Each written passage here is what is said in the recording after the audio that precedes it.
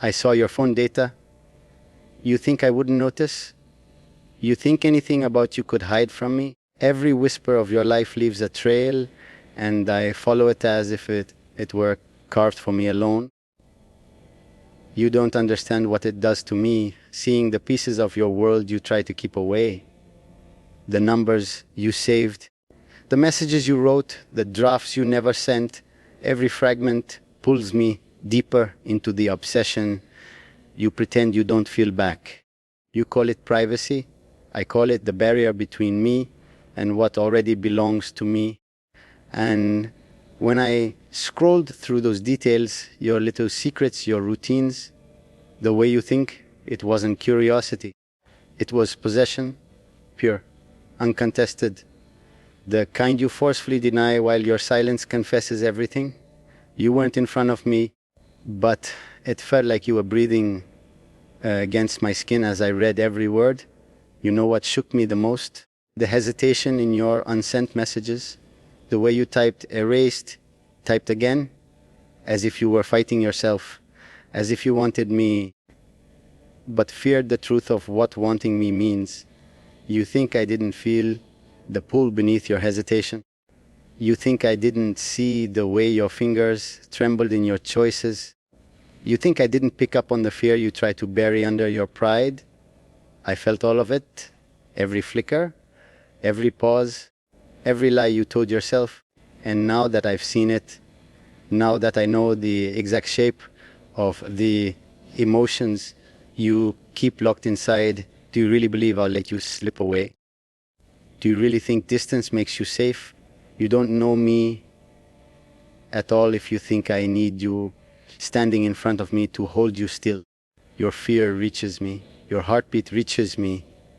Your denial reaches me. And I grip each one like a chain wrapped around your wrists. You're not here, but you feel me, don't you? The weight of my stare even across miles. The tension in your breath when you imagine me reading the things you hide. The way your pulse rises the moment you realize I know more about you now than you ever planned to reveal. You can pretend you're unaffected, but you forget that your silence tells me more than your voice ever could. You think I'm angry? No. Anger is too small for what you stir in me. I'm intrigued, consumed, provoked in ways I don't let the world see. And you're the only one reckless enough to make me feel like this. The only one fragile enough to break under me, yet stubborn enough to challenge me. Do you have any idea what that combination does to a man like me? So listen carefully. I saw your phone data. I saw you, not the face you showed the world, you. Raw, unfiltered, afraid, wanting, hiding, hoping. And now that I've seen it, I will not unsee it. I will not unfeel it. I will not unclaim it. Distance doesn't save you. Fear doesn't stop me. And you don't run very far from the man you secretly crave. You're trying to breathe normally right now, aren't you? Pretending nothing feels different. Pretending my words aren't tightening around your mind like a fist. But I can feel it. Your pulse shifting, your thoughts stumbling, your walls shaking, because you know I've crossed into a place you never meant to open. You don't speak, yet you answer me with every silent panic, every stolen breath. Distance means nothing when your reaction reaches me louder than your voice ever could. You keep telling yourself, I shouldn't know this much. He shouldn't have seen that. But you forget something. Everything about you calls to me. Your routine, your fears, your impulses, even the things you delete at 3 mm thinking no one will ever know. I knew before you confessed. I sensed before I verified. And when I saw those pieces on your phone, the contacts you avoid, the notes you wrote in anger, the pictures you look at longer than you admit, it was like uncovering the blueprint of your soul, a map only I have the right to read. You think I looked at your data by accident? No. I wanted to see what you refused to show me. I wanted to see the version of you that fights me in words but kneels in silence. I wanted to understand the darkness you hide because you fear it'll match mine. But it does match mine too perfectly. That's why you're shaking right now, not because I crossed the line, but because a part of you wanted me to. A part of you wanted me to know you deeper than you allow anyone else. You don't realize how loud your secrets are. The way you delete someone's message and then stare at the empty chat as if waiting for me to replace it.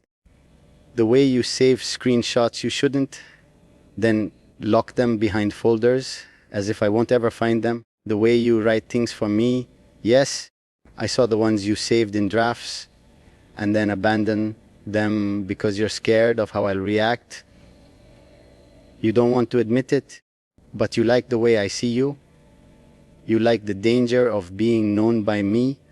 You like the fear that feels too close to desire. And tell me something. Why did your hands tremble most on the messages that mentioned me? Why did the screen record your hesitation? Why did the typing box appear and vanish so many times? You think I didn't notice how your thoughts revolve around me, even when you're trying to run miles away? You think I didn't see the curiosity, the longing, the frustration, everything you call chaos, but I call truth. You're not here in front of me, but I feel you standing on the edge of a confession. I feel the war inside you, your mind pulling away while your heart drags you back toward me. And I'll tell you something you won't admit out loud. You want me to pull you in. You want me to erase the distance you're hiding behind. You want me to claim the pieces of you that you've never given anyone. So keep pretending if you want. Keep acting like you're unaffected. But remember this. I have seen the version of you that you hide even from yourself. And now that I've touched that part, I'm not letting anyone else near it. Not your past, not your fear, not your logic, not even you. You can stay far from me in body, but your truth, that stays with me, bound, claimed, and completely mine. You're quiet, and that silence tells me more than any spoken answer ever could. You're trying to convince yourself that my words shouldn't affect you, that you shouldn't feel this pull, this fear, this strange heat crawling under your skin. But you do. You feel it in every nerve. You feel it in the way your breath slows, in the way your mind refuses to shut me out. And the more you try to escape the truth, the tighter it coils around you. You don't understand. You're not the only one being drawn in. I saw your phone data, yes, but what I really saw was the way you revolve around me, even when you try not to. And that, more than anything, made something inside me lock onto you with a force that isn't going to fade. You don't realize how deeply you expose yourself in the smallest details, your fears, your desires, your contradictions. They bleed through everything.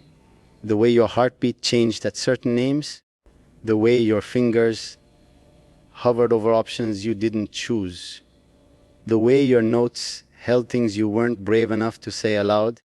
You think I was just reading information? No, I was reading you, and every piece only pulled me deeper.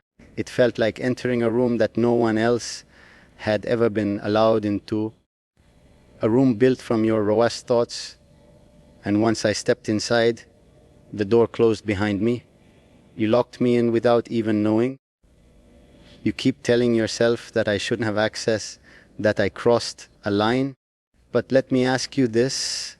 Why didn't you protect yourself more? Why did you leave traces for me to find?